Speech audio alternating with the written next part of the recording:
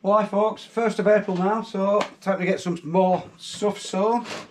So I'm going to sow my lettuces and salads today. I always tend to sow mine at the start of April. They are reasonably hardy. I mean, they're not 100% hardy, but by the time they get ready for planting out, sort of May time, they should be alright. So I'm just going to get on and do some of that. I'm going to plant another batch of spring onions, some more successional sowings of those. And then we're going to get the peas planted in the gutters. So my favourite lettuce of all time are called Multigreen, and they're like a really crinkly, well, they look a bit like that's on there, but they're better than that. You know, they're loose leaf but really condensed. So I'm going to plant some of those. As always, I've got my little 20 seed cell trays. I'm just going to plant 10 of each variety in each half a tray. That'll do. That's 40 lettuces. Couldn't be easier. I've just made a little tiny indentation with my finger, maybe 1/4 of an inch deep, 1/2 centimetre deep. I'm just going to chuck a couple of seeds in each one. These are quite expensive and they don't get a great deal, unlike some, because they are a hybrid. So I don't want to be throwing these about. Things like Little Gem, you get thousands of seeds in a packet, but these, you're lucky if you get 100. So, like I said, I don't want to be too rough and ready with them and waste loads. I'll still probably end up putting about 3 in each one. Couldn't be easier. Now the next one's going to be the fiddly one, which is the Rocket. I've got a new variety of Rocket to me, because I do like Rocket.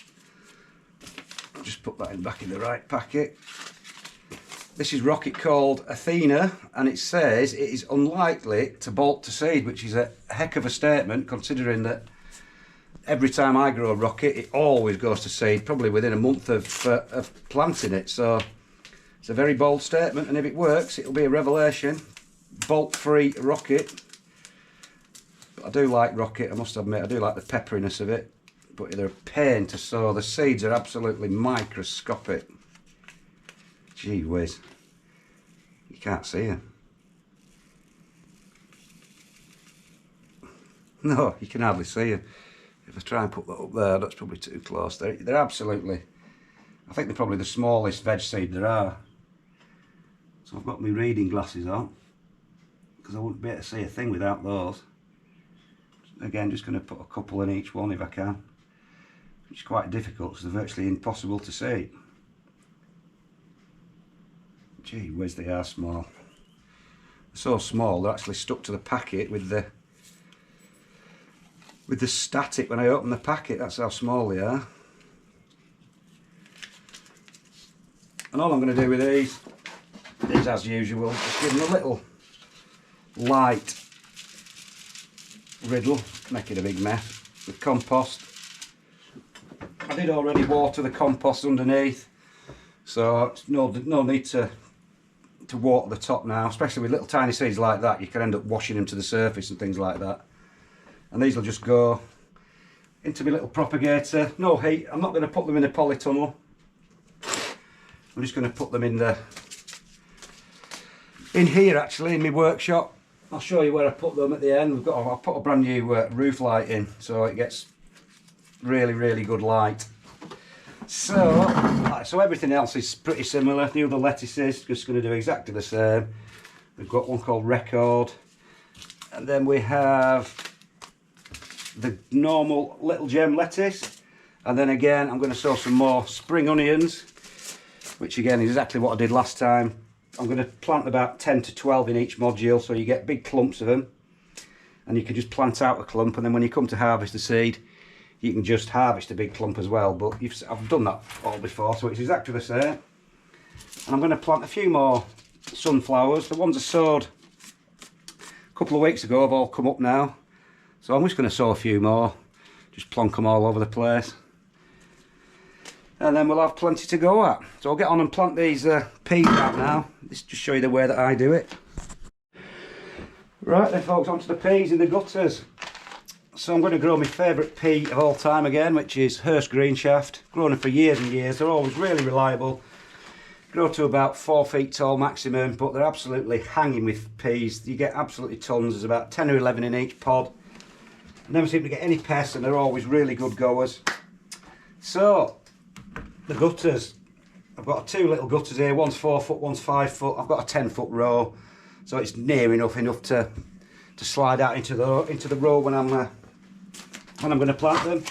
And basically the thinking behind planting them in gutters indoors and then growing them on in the greenhouse is because it's still really cold and wet outside at this time of year. So if you start growing peas direct into the soil, especially up where I am up north, most of them will either get eaten by mice or they'll just rot off because it's too cold for them to germinate, and it's so wet they'll just end up going mouldy and rot, and you won't get any crop. So this is the easy way, just making sure that you do get a crop, is by sowing them in the gutters. So I've just got some bog standard compost. Don't need to worry about any decent compost with this because peas are such a big seed, they'll push their way through any sort of compost. And I'm just going to fill it. I filled it up to within about half an inch, centimetre and a bit of the top of the guttering. And I like to sow my peas really quite thickly. None of this 2 inches apart in 5s malarkey. Because if at least if you've got too many, you can always thin them out. But if you've not got enough, then you've just got a patchy row. So, like I said, the more you get in, the more peas you get, basically. So I think that's thick enough. I'll just do this one. This should be up as well in probably within a week, due to the relative warmth that it's going to be in here rather than outside. It is going to get cold in the next couple of nights, down to minus something, so it wouldn't have done very well outside in the soil in that temperature. Just spill them all over the place. So yeah, that's thick enough. That'll do. And like I said, I'm just using bog standard compost. This stuff's rough as old boots.